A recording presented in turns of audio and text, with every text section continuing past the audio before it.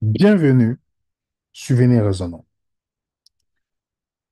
Nous ne pouvons pas traiter cette série sans parler du péché.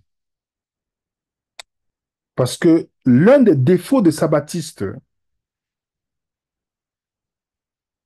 et qui est un défaut majeur dans leur système théologique, réside dans leur vision tronquée du péché. La définition du péché des sabbatistes, lorsqu'ils vont vous parler de la loi, parce que le sabbatiste a besoin de mettre en fait la loi de l'ancienne alliance devant vous pour confirmer sa croyance et son attachement au sabbat. Et lorsque vous lui posez la question, c'est quoi le péché? Le sabbatiste va vous sortir 1 Jean 3, verset 4. Je le dis parce que j'ai baigné dans la vision sabbatiste avant. Et c'est l'étude de réétudier l'alliance parce que c'est très important. C'est pourquoi c'est une des études. Si vous voulez comprendre pourquoi nous faisons cette vidéo, regardez la série sur l'alliance. Parce que lorsqu'on a une vision erronée de l'alliance, la vision sabbatiste peut vous sembler quelque chose de bien, mais quand vous comprenez la Bible telle qu'elle est et l'alliance telle qu'elle est, la vision sabbatiste est totalement erronée. Et le sabbatiste, dans sa vision tronquée de la loi, oui, il réduit la loi aux 10 commandements, ce que la Bible n'a jamais dit. Vous comprenez? Vous dites la loi cérémonielle, la loi morale, il réduit cela. Et voilà le verset que le sabbatiste va vous donner. 1 Jean 3, verset 4.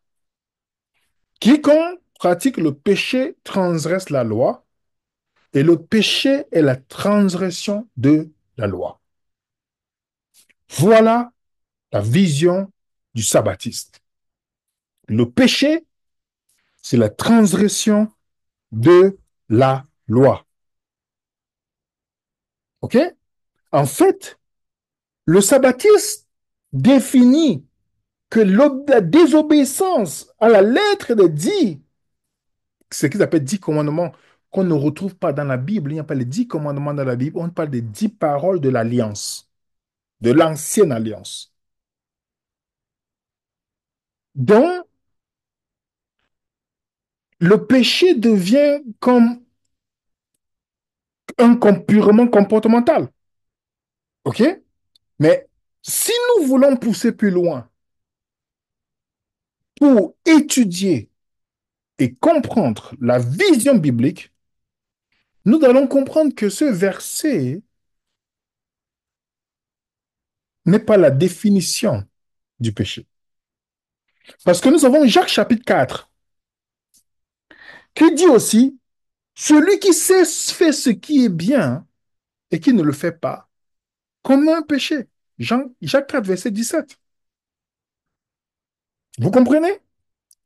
Jacques explique également que le péché, c'est de la connaissance de ce qui est bien et on ne le fait pas.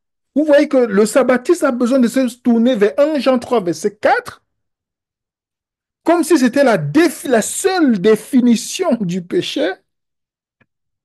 Tandis que nous avons Jacques, chapitre 4, 17, 17, qui nous donne une autre définition. Pourquoi le sabbatisme le fait? Parce qu'il est attaché à te démontrer de la loi de l'ancienne alliance comme une chose valable pour le chrétien de la nouvelle alliance. Jacques va encore plus loin, où il nous montre que le péché, c'est encore quelque chose de l'intérieur. Il dit que personne, lorsqu'il est tenté, ne dise c'est Dieu qui me tente. Car Dieu ne peut être tenté par le mal. Il ne tente lui-même personne. Mais chacun est tenté quand il est attiré et amorcé par sa propre convoitise. Puis la convoitise, lorsqu'elle a été conçue, enfante le péché. Et le péché étant consommé, produit la mort. On comprend ici que Jacques essaie de montrer que le péché aussi réside, ça vient de l'intérieur. Ce n'est pas simplement lié aux 10 paroles. En fait, quand Paul parle de la loi, on voit de la loi dans la Bible, on ne parle pas que de dix paroles. Il n'y a aucun endroit qui dit que la loi se résume aux 10 paroles. Jamais, il n'y a aucun texte biblique. Et Romains chapitre 5, verset 12 nous dit que avant que la loi n'existe, le péché existait déjà. Donc, Les sabbatistes, si vous n'avez pas étudié vraiment la Bible, vous serez dans une vision tronquée, pensant que vous êtes dans la vérité. Et moi, je l'ai cru aussi. Romains 14, une autre définition du péché. Romains 14, verset 23, tout ce qui n'est pas le produit d'une conviction est un péché. D'autres versions disent, tout ce qui n'est pas le fruit, tout ce qui ne découle pas de la foi est un péché. Voilà aussi une autre définition. Tout ce qui ne découle pas de la foi, c'est un péché aussi. Donc, il n'y a pas que 1 Jean 3, verset 4, juste parce qu'on va amener les gens en disant que oui, si tu n'as pas les 10 paroles, tu as péché.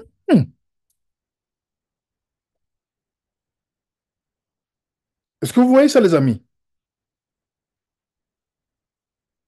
C'est pourquoi nous devons toujours étudier sans des prophètes modernes. Sur le sermon sur la montagne, lorsque Jésus s'adressait à ceux qui étaient sur l'ancienne alliance, aux Juifs, il essayait de montrer que le péché ne réside pas seulement sur l'observation des lettres. Quand Jésus parle de la loi, il ne parle pas que des 10 paroles. Il parle de tout. J'ai déjà donné l'exemple là-dessus dans Matthieu chapitre 15, lorsqu'il parle que vous transcendez les commandements de Dieu pour obéir aux paroles des hommes. Et Jésus cite la loi, il dit commandement de Dieu, il inclut toutes les autres lois, parce que les 613 lois. Donc, dans l'échange qu'il fait dans le sermon sur la montagne, il dit, vous avez appris qu'il a été dit, tu ne commettras point l'adultère, mais moi je vous dis, quiconque regarde une femme pour la convoiter a déjà commis l'adultère dans son cœur. Jésus explique à ceux-là que le péché ne réside pas seulement dans à se conformer aux lettres de la loi que vous avez reçue. Il y a une dimension intérieure, ok? La convoitise. Vous avez appris qu'il a été dit aux anciens, tu ne tueras point. Mais celui qui ne tuera mérite d'être puni de juge. Celui ne tuera mérite d'être puni par le juge. Mais moi, je dis que quiconque se met en colère contre son frère mérite d'être puni par le juge. Donc, Jésus essaie d'être dans la discussion avec eux. On parle dans Matthieu chapitre 15, où Jésus leur montre là où le péché vient. Il dit, c'est du cœur que viennent les mauvaises pensées, les meurtres, les adultères, les impudicités, les vols, les faux témoignages, les calomnies. Voilà les choses qui souillent l'homme. Mais manger sans se laver les mains, cela ne souille pas l'homme. Vous comprenez? Nulle part les 10 paroles ne parlent de la haine dans le cœur d'un meurtrier. Jésus essaie de montrer la dimension spirituelle qu'il devait comprendre. Et quand nous partageons ça, c'est pour montrer que le péché ne se résume pas à une conformité aux 10 paroles de l'Alliance dont le chrétien n'est plus là-dessus. Quand on lit le Nouveau Testament dans la Nouvelle Alliance, on voit plusieurs fois les apôtres donner les directives, au moins 1050 directives aux chrétiens de la Nouvelle Alliance. Ils n'évoquent pas le sabbat dedans. Le sabbat n'est pas évoqué comme une chose à faire, comme une chose à suggérer à faire. Parce que le sabbatiste a besoin de vous démontrer la loi pour pouvoir appuyer sa croyance au sabbat. Mais est-ce que ça veut dire que le sabbatiste ne calomnie pas les personnes et fait le faux témoignage? Parce que le sabbatiste s'accroche sur un seul commandement, ce qu'ils appellent le commandement. Alors, ayant dit cela, une chose que je vais vous donner comme définition, le péché est une dette. Le péché est une dette. Dans la prière, le modèle de prière que Jésus donne dans Matthieu 6, pardonne-nous nos offenses comme nous pardonnons aussi à ceux qui nous ont offensés, le verset 12. Mais j'aime bien, c'est pourquoi quand j'étudie la Bible, j'aime lire plusieurs versions. Regardez ce que cette version dit. Remets-nous nos dettes, comme nous aussi nous les avons remises à nos débiteurs. Dont les Écritures décrivent les pécheurs comme des débiteurs incapables de payer leurs dettes. Il ne s'agit pas ici d'une dette financière, mais d'une dette morale. OK?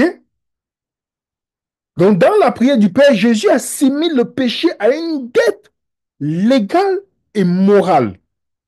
Lorsqu'on ne respecte pas la norme établie par le Christ, celle d'aimer Dieu, on a une dette. OK? Est-ce que c'est clair là-dessus? Donc, le péché, c'est une dette. Deuxième chose, le péché, c'est une expression d'inimitié. Donc, le péché ne se limite pas à une transaction extérieure d'une quelconque loi. Il représente aussi les motivations intérieures qui sont faites de l'hostilité envers Dieu. Et la description de la Bible, de la déchéance humaine inclut l'accusation. OK?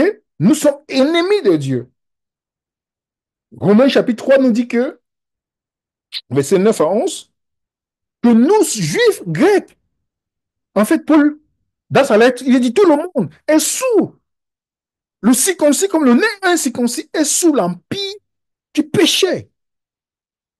Et Romains 5, 10 nous dit que nous étions ennemis de Dieu.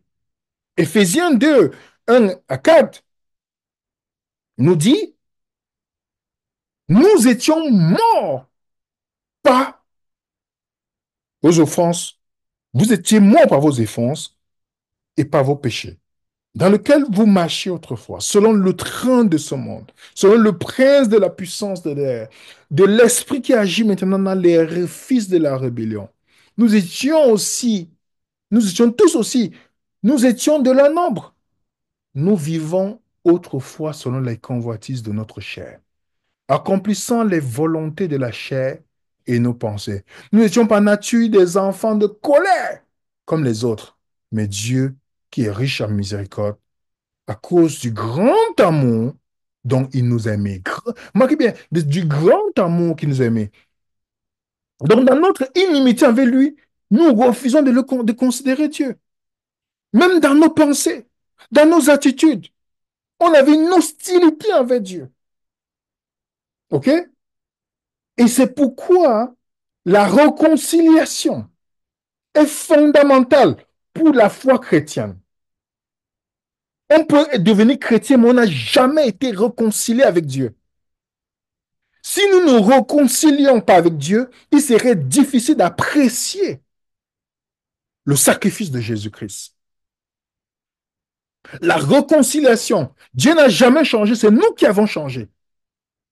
Et si nous voulons nous réconcilier, on doit comprendre que Dieu n'est pas notre ennemi. Et c'est comme ça que quand on a fait du mal à quelqu'un, hein, il sera toujours sur la défensive. Dieu n'est pas sur la défensive.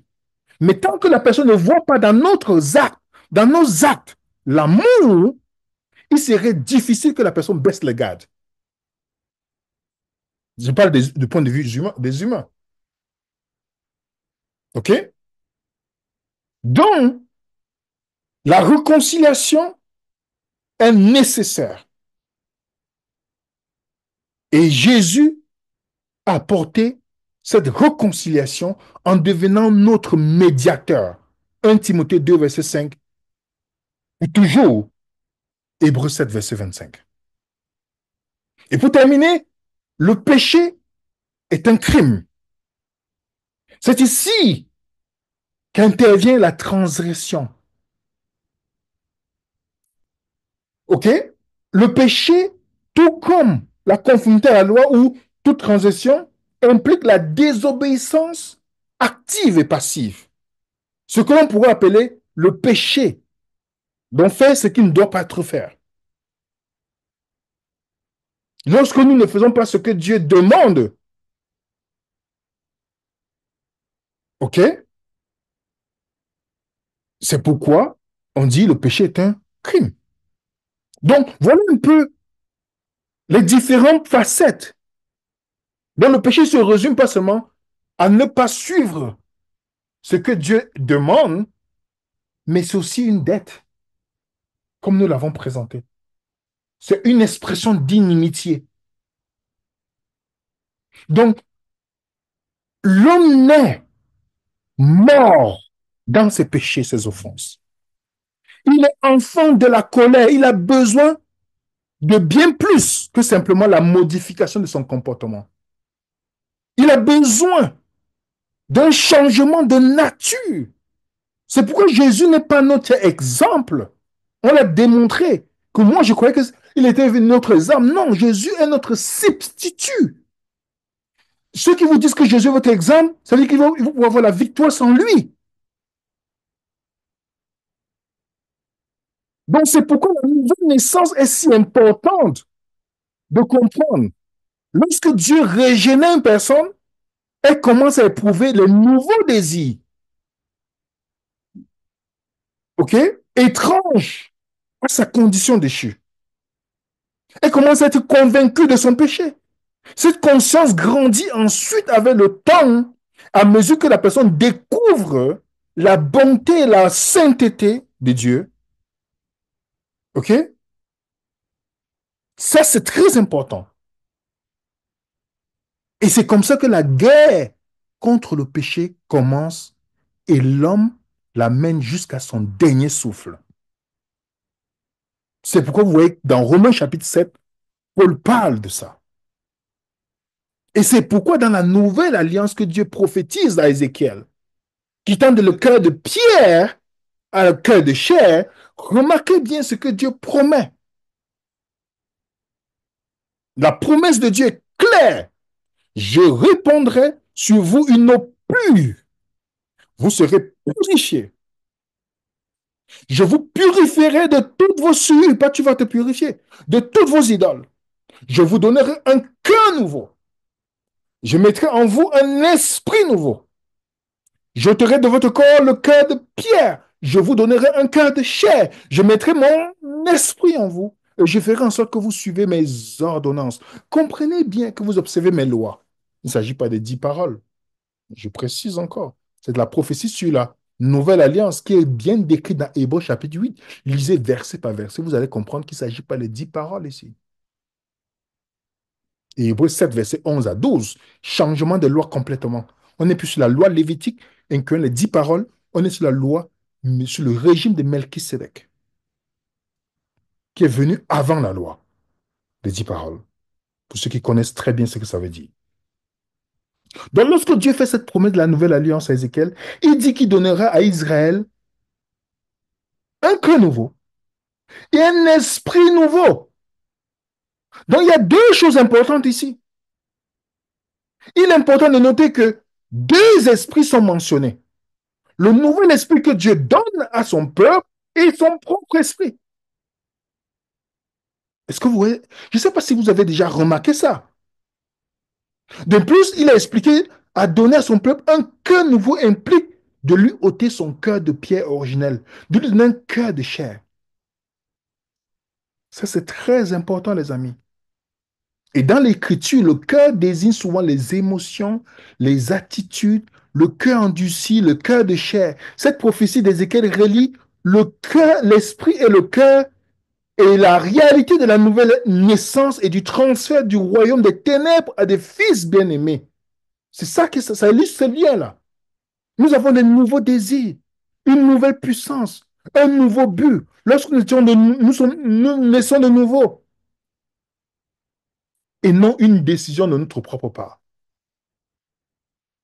Donc, grâce soit rendue à Jésus, qui nous donne un cœur nouveau, qui nous ôte le cœur de chair, de pierre, pour nous donner un cœur de chair, qui nous donne un esprit nouveau et qui nous donne aussi son esprit, Saint-Esprit qu'il a promis pour nous racheter.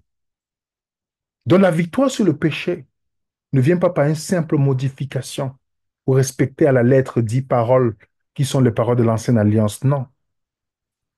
Nous sommes sous un nouveau régime. Hébreux chapitre 7, verset 11 à 12 nous dit clairement, et Hébreux 8, à partir du verset 3 jusqu'au verset 7, il est clair. Changement de loi. mais c'est une nouvelle motivation.